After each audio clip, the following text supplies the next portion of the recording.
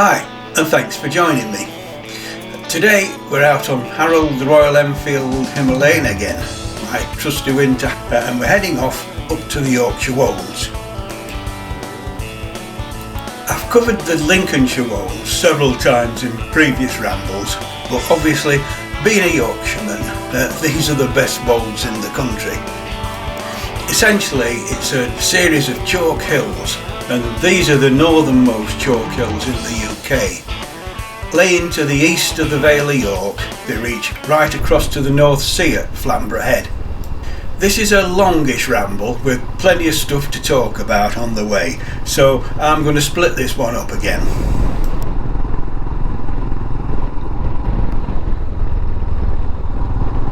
It's a lovely, bright but chilly winter's day, and we're starting this trip as we come into Howden. This is an old market town with a lot of history, so we've a lot to squeeze in here. For much of the Anglo-Saxon period, it was actually under the control of Peterborough Abbey. One of the earliest records is from the year 959, when King Edgar, one of our early kings, gave Howden Manor to his wife Ethelfleda. In 1080, William the Conqueror gave the whole town to the Bishop of Durham.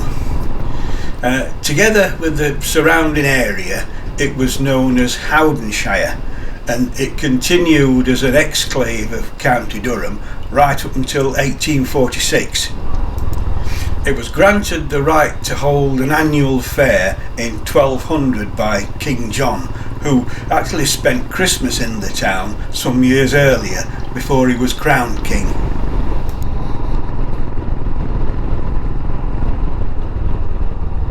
The town's just full of old buildings, and 64 of them are Grade 2 listed, and one, the Minster, is actually Grade 1 listed.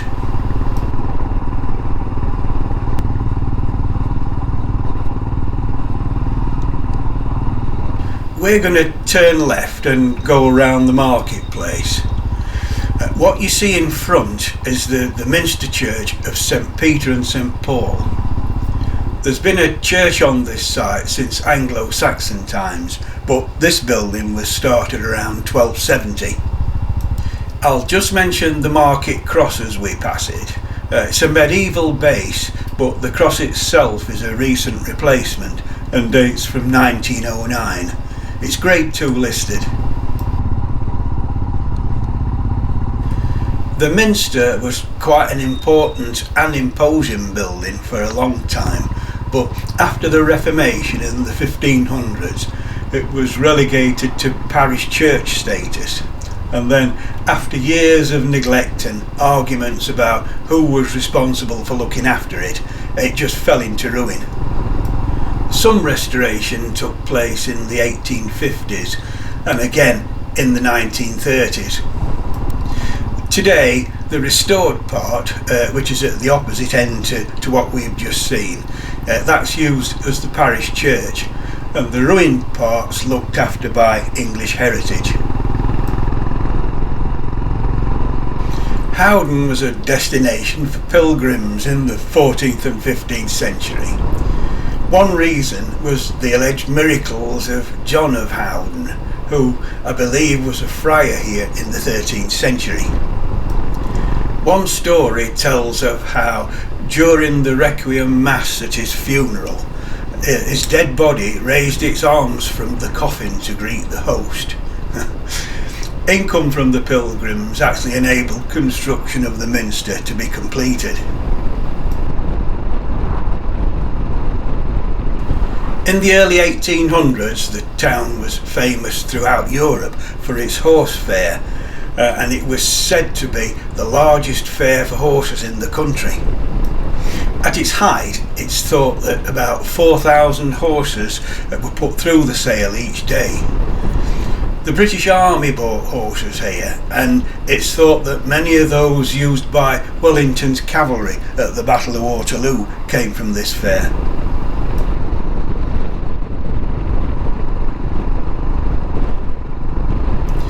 Moving on to the 20th century, and during the First World War, It was the site of RNAS Howden. RNAS was the Royal Naval Air Service, and they operated airships to protect East Coast shipping from German U-boats. This became RAF Howden in 1918, when the RAF was formed. They flew patrols from here till the end of the war, but no Howden airships actually engaged in combat with German submarines. The station carried on after the war, and in 1919 a new hangar was built, and that at the time was the largest hangar in the world. In 1921 Britain sold an airship, the R-38, to the American Navy, and it came to Howden for its trials. Unfortunately, on its fourth flight it broke up over the Humber estuary, and 45 of the 49 crew were killed. Shortly after, the station closed as the RAF lost interest in airships. That's not quite the end though, because in 1924 a subsidiary of Vickers Limited bought the site to develop the R100 airship. The design team was headed by Barnes Wallis, later of the Dam Busters bouncing bomb fame. Also on the team was one Neville Shute Norway, who was senior stress engineer. More of him shortly. Its first flight was in 1929, and it did a successful return crossing of the Atlantic a year later. Sadly, in 1930, following the disaster of its rival airship, the R101, which crashed and was completely destroyed by fire, killing 48 of its 54 crew and passengers, the Imperial airship scheme was scrapped. The R100 was later broken up for scrap itself. Neville Shute Norway, who, as we've seen, worked with Barnes Wallis on the design team, is better known as just Neville Shute the novelist. He wrote many books, but probably one of his more well-known ones is A Town Like Alice, and that was also made into a film.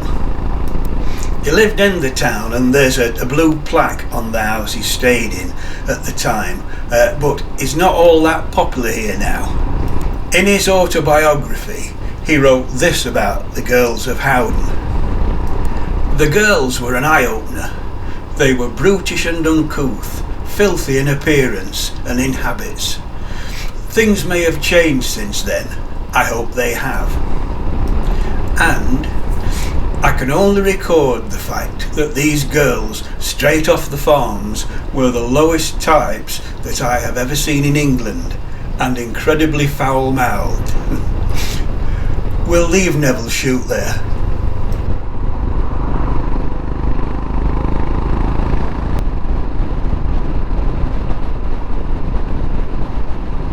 We're heading north on the B1228 now.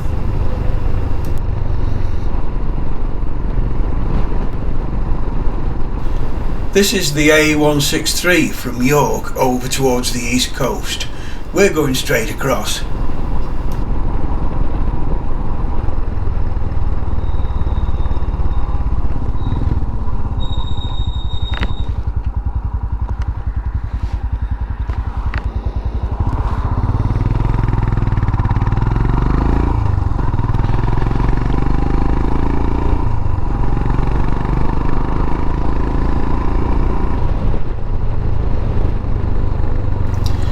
Left turn here, heading towards Elvington and York, but it's still the B1228.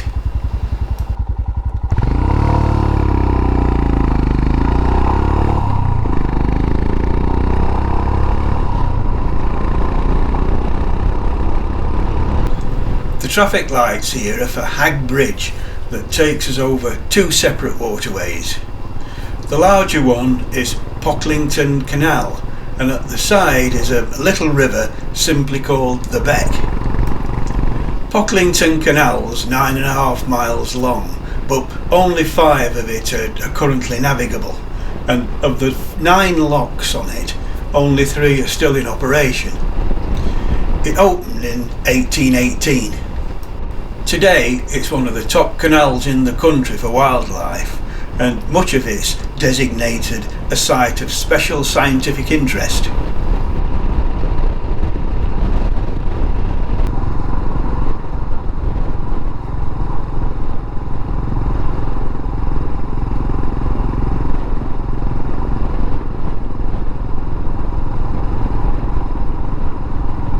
We're at Sutton upon Derwent now, and it is recorded in the Domesday Book, though some Roman bits and pieces have been found in the area, suggesting there might have been a settlement here. The village pub, the St Vincent Arms, is on the left here. It dates from the mid-1700s and is Grade 2 listed. It gets its name from the Jervis family, who owned land here for almost 100 years from the 1850s, and they held the title Viscount St Vincent. We're turning right now out of the village to head north up the back lanes. The building straight ahead, that's the old rectory. It dates from 1854 and it's Grade 2 listed.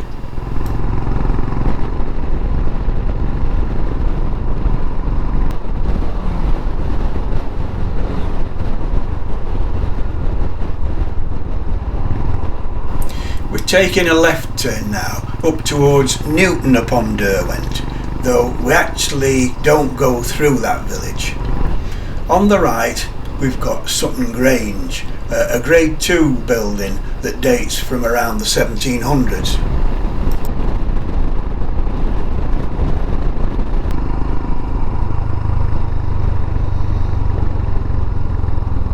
This is the A1079 from York to Beverley, and we're crossing it to pass through Wilberforce.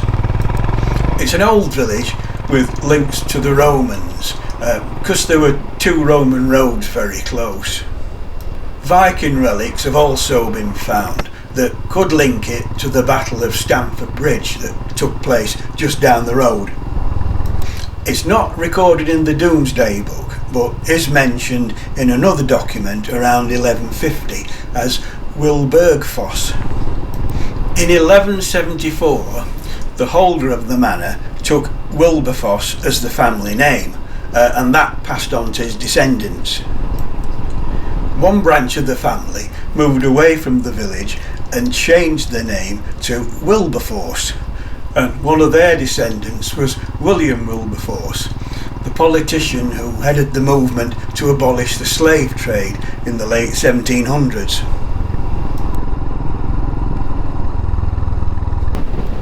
On the right here we've got the old railway station that was built in 1847 for the York and North Midland Railway Company. The line crossed the main road just through the trees.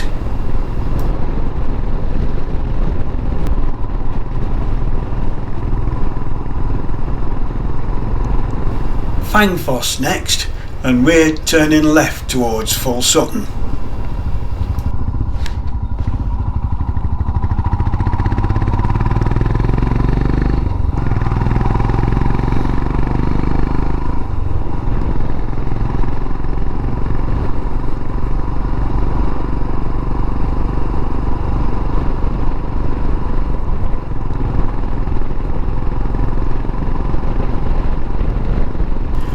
Full Sutton's probably best known in recent times for the maximum security prison there. Over the years it's held some of the country's most dangerous criminals, and there's been a couple of murders actually carried out within the prison. In 2005, a report found that the level of bullying and violence was so great that many wings were unsafe. The prison's built on part of what was RAF Full Sutton. The airfield opened in 1944 under Bomber Command, and it was the last airfield constructed for Bomber Command during the Second World War. In the 1950s, It was an RAF training school using Gloucester Meteors, which were the first British jet fighters. There was an unfortunate accident in 1952 when a Meteor crashed into the railway line that runs along the side of the airfield, but it happened just as a goods train was passing. In the early 1960s, it was used as a base for the American Thor missiles. Today, part of it still remains as a civilian airfield, and the rest houses the prison, which opened in 1988.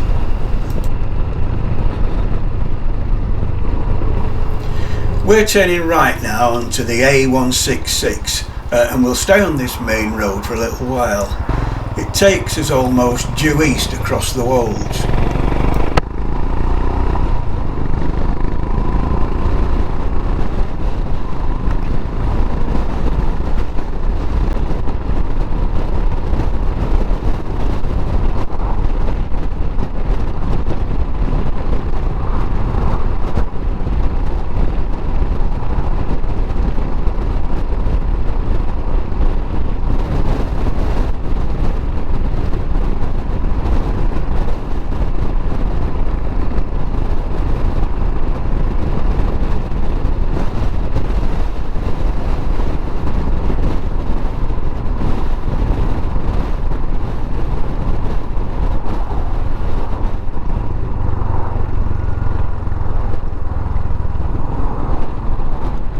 We've come to the bottom of Garraby Hill, and I'm just going to pull over here because there's a lovely old AA box. This is box number 573, and it's actually grade 2 listed.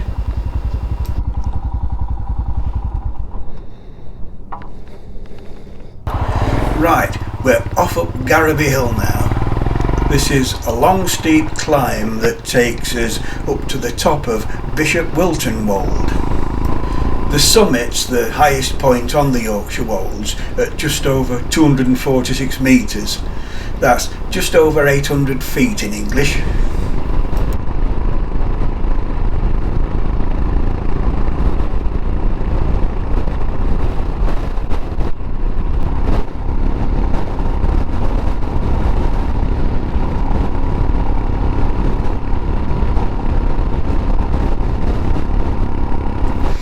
Partway up Garraby Hill, there's a crucifix memorial. It was erected by the Halifax family to the memory of King George VI.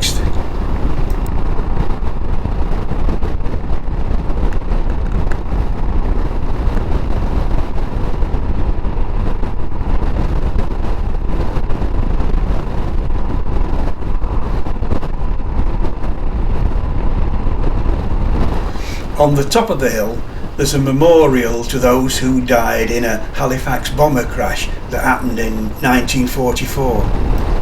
It was on a training flight and all 7 aircrew were killed. It also hit a lorry that was passing at the time, and the driver of that was killed as well.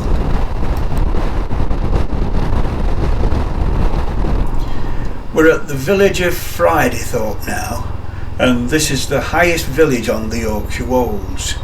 It sits at 550 feet, that's 170 metres above sea level. One of its claims to fame is the World Championship flat cat throwing contest that happened at the annual summer fair. It was last contested in 2014. The record of 36.7 metres was set by a Mr. Thorpe.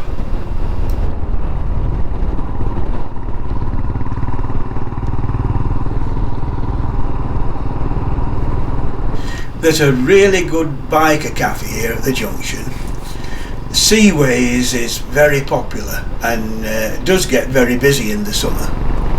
It is lunchtime, but I'm not stopping here. I'm carrying on down the hill on the B1251 to another cafe.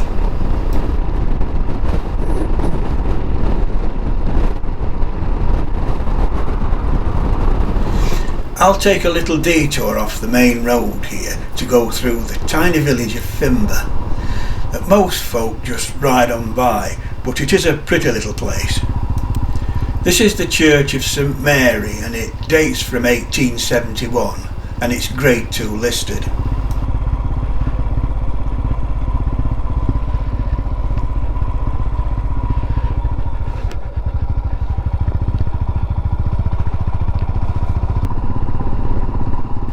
We've also got this lovely duck pond on the village green.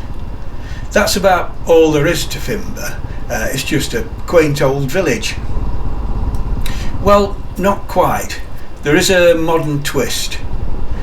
Tucked away in a corner of the village is the Computer Sheds, which is a museum that houses the Jim Austin computer collection. There's thousands of computers and associated equipment, ranging from one computer that weighs over 10 tons to one that ran for over 30 years.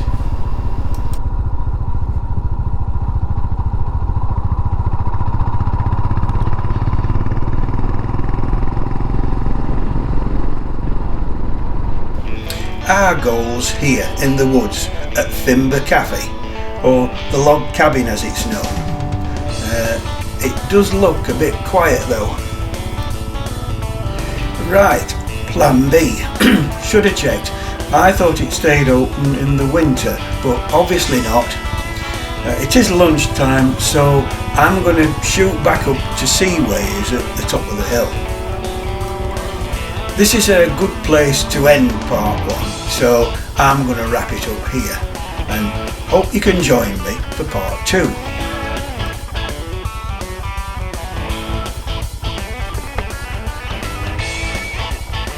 Please leave a like, if in fact you did, and a comment. I always try to answer them. And don't forget to subscribe if you want to see more of my ramblings, and hit the notification button. Hope to catch you on the next one, so cheers for now.